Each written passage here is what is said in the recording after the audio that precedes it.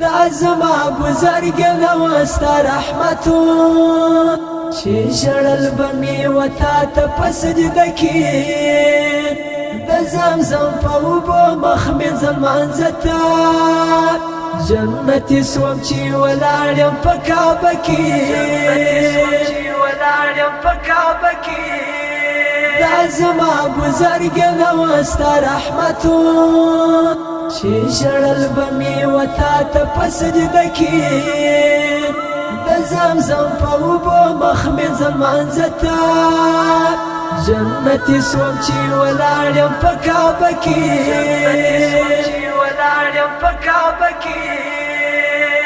دا یو بنساري کور کې ننداره ده دا یو بنساري کور کې ننداره ده گران رسول الله رکشه وطمان دل لکی جنتی سوم چی ولاړ یم په کعبه کې دا زما بزرګ نو ستا رحمتون چې ژړل به مې وتا ته په سجده کې